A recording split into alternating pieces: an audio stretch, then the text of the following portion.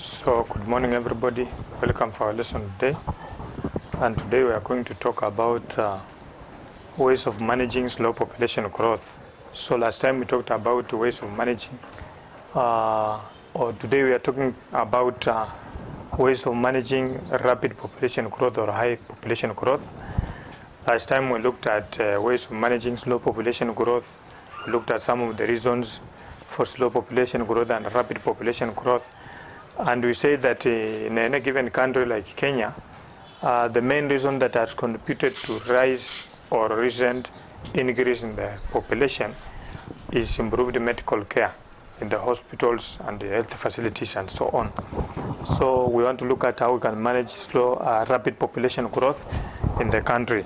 So number one, we are talking about encouraging, number one, we have what you call family planning. Family planning. And this is done by couples. Couples are the married people.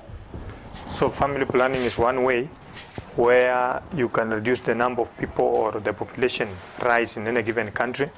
So we have methods used by the couples or married people to reduce the number of children they get, or to get the number of children they can manage in the family. So that is number one. Then we have number two, is called national population policy. National population policy. So national population policy, this is where people are discouraged from having many children.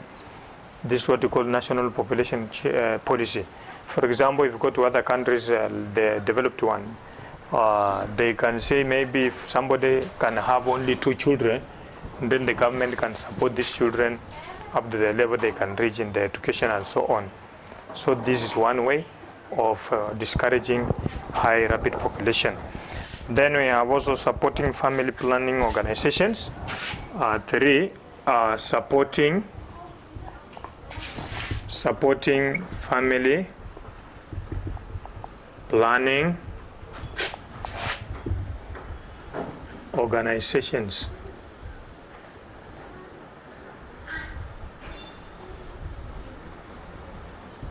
Supporting family planning organizations.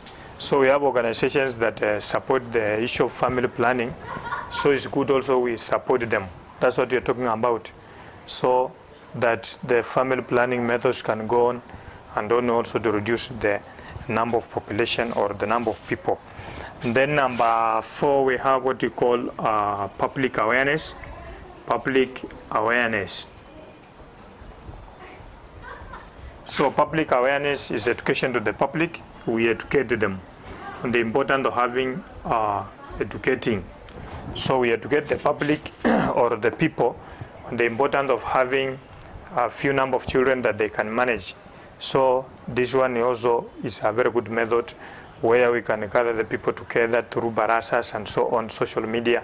Then we educate them the importance of having a small number of children or a small family that they can raise. That's what you're talking about.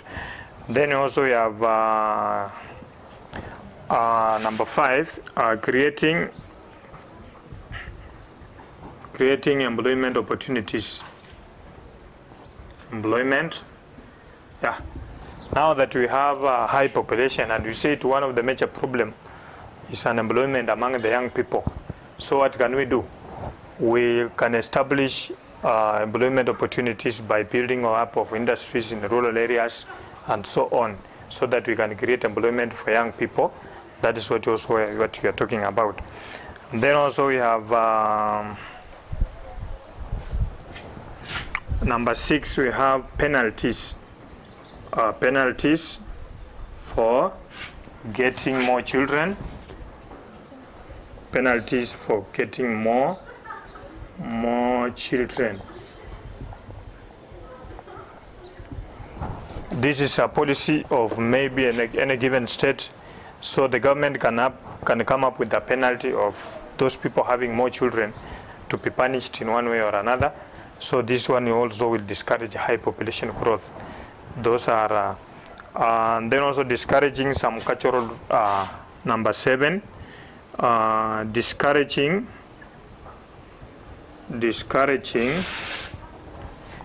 some cultural beliefs.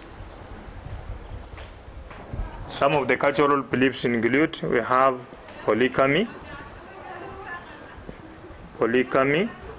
So polygamy is a cultural belief. In traditional African society, it's believed that if you have very many wives, then you will have very many children, then you are seen as a very rich person in the society. But now we are seeing that according to the life today, if you want to manage high population growth, because we know very well polygamy leads to a high number of children in a given family. So this one increases the population very rapidly. So if you want to discourage any cultural belief like this one, then we should also discourage them so that maybe people can practice monogamy of having only one wife so that they can get few number of children. Another cultural belief that we can discourage is wife inheritance. Wife inheritance. So wife inheritance, yeah. In traditional society, especially many communities in Kenya, you find that maybe there is a family somewhere and by bad luck, the husband of that home dies. So you'll find maybe the brother or even another man from the village may inherit this wife. So at the end of the day, you can see that the number of children will be going up in this family. So that is now population growing and so on. So if we can discourage some of these cultural beliefs, then the number, we can manage the rapid population growth to come down. Then another one is early marriage. So early marriage is also another problem. So we have seen most of the time in our society, especially in the pastoral communities, where you find that young children at the age of 15 years, they get married, especially the girls. So this one is a problem. So you'll find that when the young people get married early, or young girls, then at the end of the day, by the time they reach around 45 years, they will be having very many children. So these are some of the cultural beliefs that we should discourage to make sure that we manage high population growth in the country. So that it is. So we are going to look at the population of Kenya. Then we have some terms here, we are going to define them. So we are going to look at the meaning of population. So population is the total number of children, of people living in a place. Population is the total number of people living in a place. That's what we call population. Then we have also what we call census. Census is the counting of people in a country like Kenya. For example, in Kenya, we normally count the people after 10 years. So that is population census. And we say the importance of census is that the government, not to know the number of people in the country, but for the government to plan for its people. That's what we call, that's the main importance of population census. So in Kenya, population census is carried out after 10 years. Then the main reason why we carry out population census in Kenya or any given country, we are looking at the government can be able now to help the citizens and so on, to budget for them when they are making budgets for the citizens. So that's one of the important reasons for census. Then we have, we're also going to look at what we call birth rate. Birth rate is the total number of people who are born per year in 1,000 people. So we can look at 1,000 people per year, then we can calculate how many children were born this year among the 1,000 people. That's what we call birth rate. Then another one, you have also what we call death rate. Death rate is the total number of people dying per year over 1,000 people. So we are looking at the population of 1,000 people, then we are looking at the total number of people who have died in this population of 1,000 people. So the total number of people who are dying per year or in 1,000 population or people, that's what you call birth rate. And then we have life expectancy. life expectancy. Life expectancy is the maximum year that a person is expected maybe to live. That is what maximum year a person is expected to live, or is estimated to live. So that's what you're talking about. So we shall be looking at that in Kenya and so on. Then we are going also to look at the sex composition.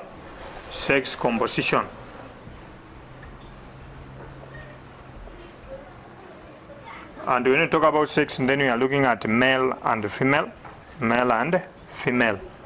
So sex composition, we are looking at the total number of male and female in a population. We are comparing the male and the female in a population. That's what we call sex composition. So that it is. And then age structure is the distribution. Then we have also another one called age structure. And then we are looking at the distribution of age in a population. For example, we can talk about the old people, we can talk about the infant, very young children, then also we can talk about the young people. So this is what we call age structure. So these are some of the terms you expect to know, so that when we shall be discussing, when you talk about death rate, then you should understand what is death rate and so on. So that it is. So we want to look at the comparison of Kenyan population between Kenya, India, and Germany. Those are the three countries we shall compare the population.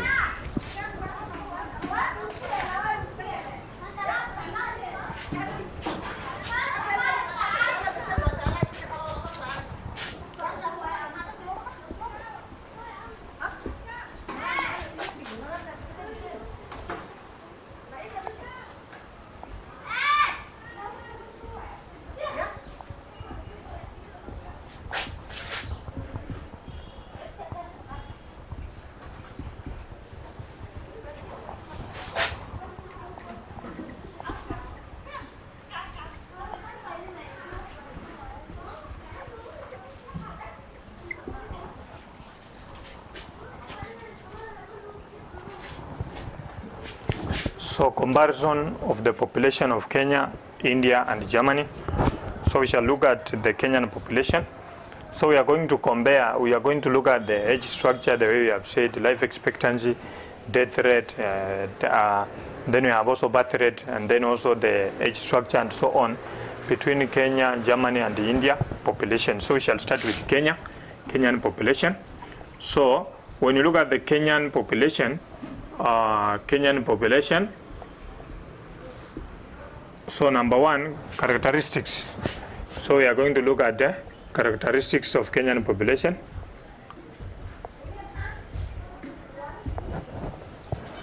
Characteristics. So number one, most are youth. So most of the Kenyan population, most of the people, they are young people. So youth, or you can call them young people. So that is point number one. Number two, life expectancy is low. So the average age of life expectancy of Kenyan people, it is low. It's around 55 years or even below.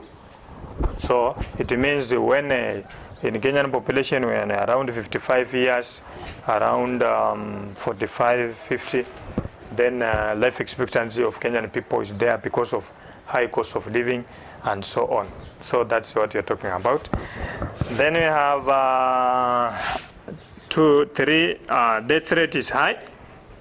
Death rate is high. So the number of people dying per year in Kenya, it is very high. Even this minutes I'm talking about, the way I started, around the 20 minutes, very many people have died across the country, if you can do your calculation. So that is what you're talking about. And then also you should note that birth rate is high. Birth rate is high.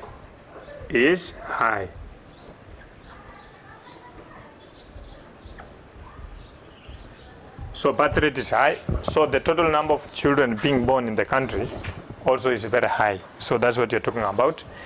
Then we have 5, low living standard. Low living standard. So when you talk about the living standard, then we are looking at what somebody can afford as breakfast, lunch, and even supper. But if you look at the most of the Kenyan population, somebody somewhere cannot even afford a breakfast. Somebody cannot, maybe only eats once a day. Life is very difficult. So that's what you call living standard is very low living standard. So that's what you're talking about. Then now we have if the birth rate is high, then there is a high population growth. High population growth. So high population growth, because the birth rate is high, then it means the population is going up every now and then. And then we have another one called high mortality rate. High mortality rate. Mortality rate is the death of young people or young children below the age of around 5 years. You have heard of miscarriage among women, maybe death of the mother during delivery and the child, and so on. That's what you call mortality rate. So in Kenya, mortality rate is very high. Then it means the death of infant or young children are dying at a high rate. That's what you're talking about. Then we have number 8, dependent ratio. Dependent ratio is high. So when you talk about dependent ratio, then we are looking at those people depend on others. For example, in Kenya, you'll find that there is high unemployment rate, and most of the young people are not employed. Then if they are not employed, it means they depend on their parents. Maybe their parents have died, so they depend on their relatives and so on. That's what you call dependent ratio. So those numbers depending on others, they are very high. That's what you're talking about. Then a high, we have also 9, high fertility rate.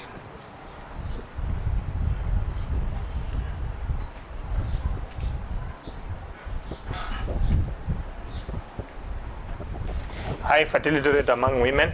So when you look at the Kenyan population, most of the women of Kenya or Kenyan women, they are very fertile. What do we mean? They can get children or they can get more children. That's what you're talking about. That's why you have talked about high birth rate and high population growth. So high fertility. Then there is also another one here, more male or more female than male. So when you look at the Kenyan population, the female are more than male, or young, or men, or female are more than male. That's what you're talking about when you go to colleges, university, or anywhere. And a social gathering, you'll find that even in schools, girls are many than boys. That's what you're talking about. Then also we have another one is that most people live in rural areas. Most people live in rural areas. They practice farming and so on. So that it is. So we mean that rural areas are highly populated. That's what we mean. Then we have also high unemployment. High unemployment rate. Yeah. So most of the people of Kenya, they are not employed. So it means employment is made for few people. The young people or most of the people, they are not employed. That's what. Then rural areas are highly populated.